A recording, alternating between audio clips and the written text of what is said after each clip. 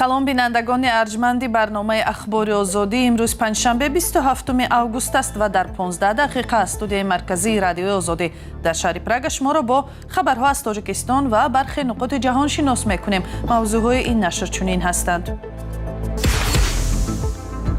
وکیل دومای دولتی سرگئی میرونوف گفت قبول صدها هزار مهاجر تاجیک به شهروندی روسیه کاری درست نیست، چون آنها به گفته‌اش خطرناک هستند.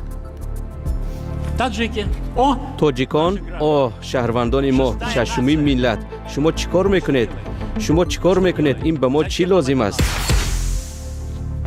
سیل مرگبار در نپال و تیبت جان صدها نفر را گرفت. هزاران نفر سرباز و نجات بخشان در محل فاجعه کار میکنند. ما به بالای بام خانه پناه برده بودیم. همسرم زیر لای ماند. مرا پس از 4-5 ساعت با چرخبال آمدن نجات دادند. در تاجیکستان یک مخالف سابق حکومت را که به مبلغ دولت تبدیل شده بود با اتهام 900 مورد قلابی به جوابگری کشیدند. یکی از وکیلان مهاجر ستیز دومای دولتی روسیه میگوید که قبول صدها هزار از مهاجران تاجیک به شهروندی روسیه کاری درست نیست، چون آنها برای کشورش خطرناک هستند. سرگئی میرونوف در این باره در یک نشست خبری صحبت کرد و هم خواست که روسیه با تاجیکستان، ازبکستان و قرقیزستان نظام روادید را به راه ماند. واکنش مقامات تاجیک به حرفهای میرونوف معلوم نیست. جزئیات در گزارش همکارم طاهری سفر. تاجیکان شهروندان ما، ششمی ملت، شما چیکار میکنید؟ این به ما چی لازم است؟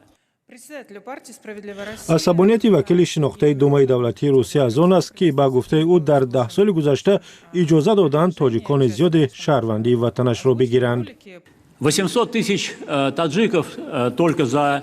800,000 تاجیک در مدت 10 سال گذشته شهروندی روسیایی ما شدند. بسیار عالی. اکنون میدانید که عاقبتش چی شد؟ از روی تعداد ششمی ملت روسیه شدند. تاجیکان شهروندان ما، ششمی ملت، شما چیکار میکنید؟ این به ما چی لازم است؟ این گونه بیانیه ها در نشست خبری حزب روسیه عادل که روز 18 اوگوست صورت گرفته است فراوان بود. نشست هم پیامدهای اقتصادی و اجتماعی روندهای مهاجرت برای روسیه نام داشت که به گفته حاضران آن برای این کشور فلاکتبار بوده است. آنها با عرف و عادتها و دستورهای خودشان می آیند و روی راست بگویم به زندگی شهروندان ما خلل می رسانند. از نظر اقتصادی حضور مهاجران باعث به کاهش مزد کار می شود. با آنها مزد کم می دهند و بناهن به شهروندان خود ما هم که می خواهند آنجا کار کنند مزد کم می دهند. چرا ما این کار را می کنیم؟ چرا ما این را طاقت می کنیم؟ در روسیه بنا به آمار رسمی از 3 تا 4 میلیون مهاجر کاری از آسیای مرکزی به خصوص ازبکستان، تاجیکستان و قرقیزستان کار اقامت میکنند. نیروی کاری ارزانی که کارفرمایان روسیه به آنها احتیاج دارند و با جان و دل به کار میگیرند، اما به قول اعضای حزب روسیه عادل آنها فوق العاده خطرناکند. Что такое 800 тысяч, так сказать, граждан? Это избиратели. 800,000 چیست؟ یعنی شهروندان نو، رای دهندگان، مردمی که حقوق سیاسی دارند. اینش زیاد مهم نیست. در واقع امکان دارند تبادلات دولتی انجام دهند. رانندگان تاکسی، کوریرها، لشکر چوست و چالاکی هستند که این یا آن کوچه را بسته می توانند یا مردم را از اینجا به آنجا می برند. سرگئی میرونوف که از سیاستمداران مهاجر ستیز روسیه است، پیوسته در دومای دولتی و یا رسانه‌ها مهاجران را بالای وانمود می‌کند که برای ویران کردن روسیه آمدند. چرا؟ потому что это очень удобно и безопасно. برای آنکه بسیار آسان و بی خطر است. وقتی سیاستمداران روسیه درباره مهاجران و مهاجرت بد میگویند، سیاست مهاجرتی را تنقید میکنند، با آنها کسی چیزی نمیگوید. از بس که در روسیه مهاجران لابی ندارند و افراد و سیاستمدارانی که حقوق مهاجران را حمایت کنند کم هستند، برای همین میتوانید آرامانه مهاجران را تنقید کنید و امتیازهای علاوگی رای دهندگان و مردم را به دست بیارید. از این رو برای آنها آسان‌تر است که درباره مهاجران گپ زنند، نه مشکلات واقعی فدراسیون روسیه. همین نظر را حامی حقوق مهاجران در روسیه والنتینا چوپیک بیان داشت که او را محض برای صدا بلند کردنش درباره بی‌حقوقی مهاجران از روسیه راندند. магар дар Русия зиндагӣ ҳама хуб аст, ҳама пули кофӣ кор мекунанд, аз ояндаи худ тарс надоранд. чунин нест, магар не? Барои ҳамин зарур аст ки як гунаҳгорро пайдо кунанд, зеро мардум хоҳад фаҳмид ки гунаҳгори асосӣ ки аст. Нодонтаринҳо дарк хоҳанд кард ки гунаҳгор ҳукумат аст.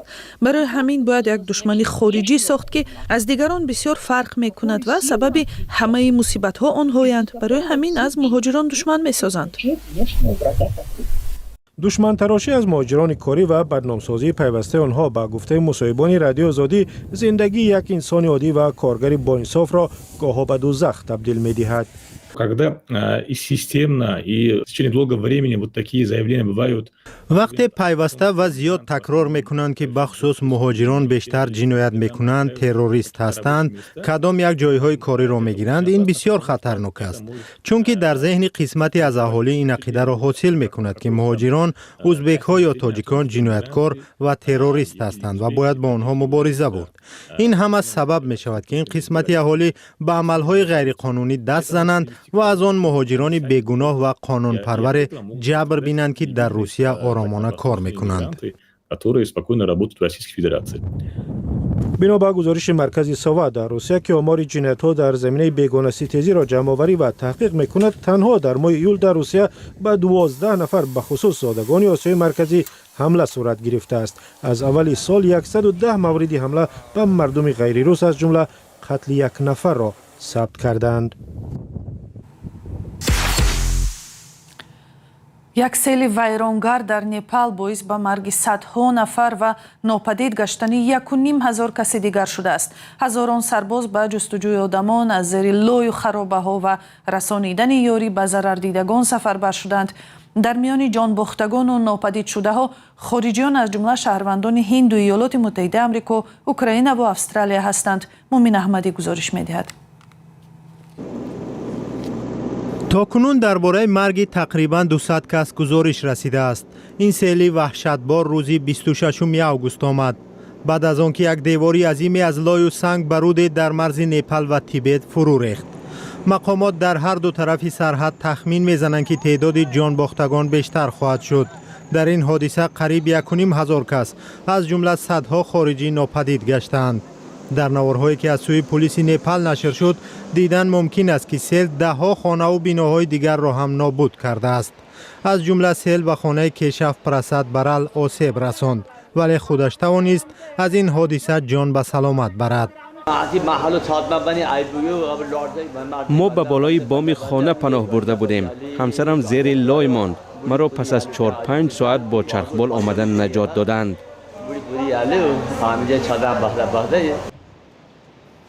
гузоришҳои ибтидоии мақомоти Непал бозгӯи он аст ки эҳтимоли заминларза боис ба фурӯ рехтани қисми поёнии як пирях ва омадани сели тарсовар гаштааст.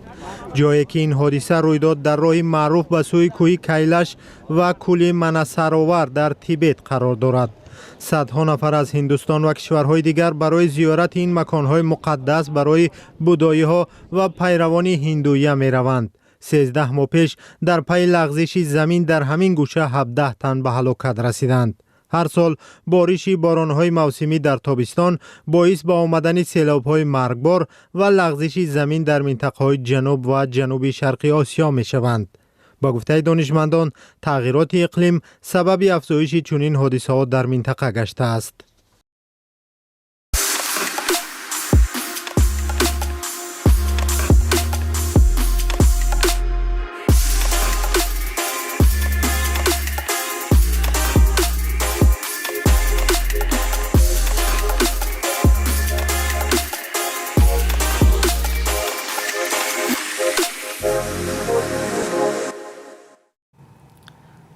оятулло Гилаев, як фаъоли собиқи мухолифин ки баъди бозгашташ аз хориҷа дар соли 2018 ба як мубаллиғи ҳукумати Тоҷикистон табдил ёфта буд, бо иттиҳоми қаллобӣ дастгир шудааст. ӯ 8 сол пеш аз сафи гурӯҳи 24 созмони мухолифи ҳукумат ки фаъолияташ дар ҳудуди Тоҷикистон мамнӯъ аст, берун шуда дар шабакаҳои иҷтимоӣ зидди ҳамсангарони пешинааш бо лаҳни тунд гап мезад. вазорати корҳои дохилии тоҷикистон бо нашри наворе гуфт оятулло гилаеви 37 сола бо гумони содир кардани 900 мавриди қаллобӣ ва расонидани 4 миллион сомони зарар ба шаҳрвандон боздошт шудааст. мақомот гуфтанд ӯ 8 сол қабл бо эҳсоси пушаймонӣ ба ватан баргашта афв шуд, аммо роҳи мардумфиребиро пеша кард. ба гуфтаи вазорат, гилаев гӯё худро намояндаи ширкате дар Арабистони Саудӣ муаррифӣ карда шаҳрвандони зиёдеро барои сафар ба зиёрати Каъба фиреб додааст. назари оятулло Гилаев ба ин иттиҳом дастрас нест. як нафар дар навори вазорат иддао кардааст ки гӯё Гилаев худро намояндаи шӯрои уламои Тоҷикистон муаррифӣ намуда барои бурдани гурӯҳе аз шаҳрвандон ба Арабистони Саудӣ $23,000 гирифтааст. дар ҳамин навор гуфта мешавад ки Гилаев дар Арабистони Саудӣ боздошт ва ба Тоҷикистон истирдод шуд. бо ин вуҷуд ки мақомоти Русия расман овозаҳо дар бораи маъракаи нави сафарбарӣ ба ҷанги Русияро рад мекунанд, аз кунҷу канори ин кишвар хабарҳои дигаре мерасанд. намояндагони комиссариятҳои ҳарбӣ ба корхонаву муассисаҳо рафта мардонро барои пайвастан ба сафи қувваҳои мусаллаҳ таблиғ мекунанд. айни замон гузоришҳо дар бораи даъвати кӯдакон ба артиш ҳам мерасанд. ҷузъиёт дар гузориши Каймарсиато. ҳоло ба писари 12-солаам занг зада пешниҳоди бастани шартномаи низомӣ карданд. шӯхӣ намекунам. оё Русия хонандагони мактабро ба ҷанг ҷалб мекунад? дар шабакаҳои иҷтимоии Русия ҳарф аз ҷалби ноболиғон ба ҷанг нашр мешавад. аз ҷумла як модар аз Ростови Лабидон гуфт ба писараш занг зада гуфтанд ки ӯ гӯё барои хидмати низомӣ ариза додааст. барои рафтан ба кор омода мешудам. писарам ба наздам омад. ӯ бо касе бо садои баланд дар телефон гап мезад. марде ба ӯ мегуфт ки барои рафтан ба артиш ариза додаӣ ва ба хидмат дар артиш таваҷҷӯҳ дорӣ? ман гуфтам ӯ дар куҷо ариза додааст ва кӣ онро супурдааст? дар кадом вебсайт? ман модари ӯ ҳастам ва шумо ба кӯдаки ноболиғи 12-солаам занг зада ба ӯ шартномаи хидмати низомиро пешниҳод мекунед?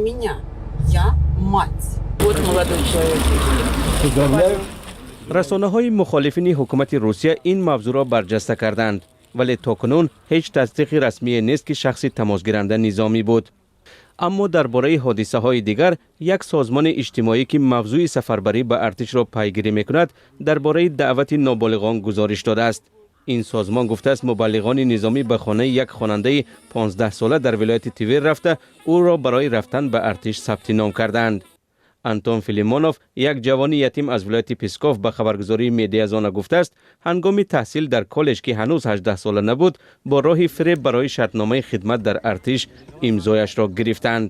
кормандони комиссарияти ҳарбӣ ӯро дар рӯзи таваллудаш ҷустуҷӯ карданд то ба артиш баранд. ӯ танҳо пас аз як моҳ дар додгоҳ тавонистааст ки шартномаро бекор кунад. масъулони созмони Идите Лесон мегӯянд, дар 8 рӯзи моҳи август 14 муроҷиат гирифтанд ки дар онҳо шаҳрвандонро ба имзои қарордод бо вазорати мудофиаи Русия фишор оварданд. рейдҳо ҷараён доранд. чанд моҳ боз дар шаҳрҳои хурдтар идома доранд. ҳеҷ кафолат вуҷуд надорад ки ин рейдҳо густардатар намешаванд ва аз шаҳрҳои хурд ба ҷойҳои мисли Москав ва Санкт-Петербург паҳн намешаванд.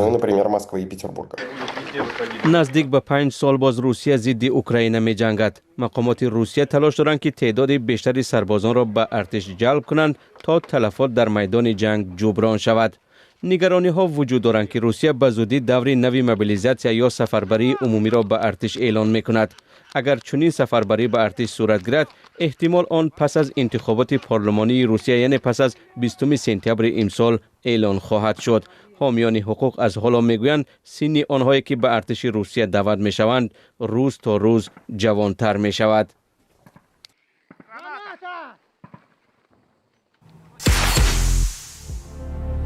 барномаи хабарию таҳлили ахбори озодӣ ба поён расид.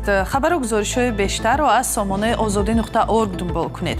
дар ҳамин саҳифаи озодӣ видео дар YouTube барои шумо гузоришҳои зиёди хабарнигорони озодӣ дастрас ҳастанд. инчунин аз саҳифаҳои шабакаҳои иҷтимоӣ ҳам моро пайгирӣ кунед. онҷо маводи зиёде дастрас аст.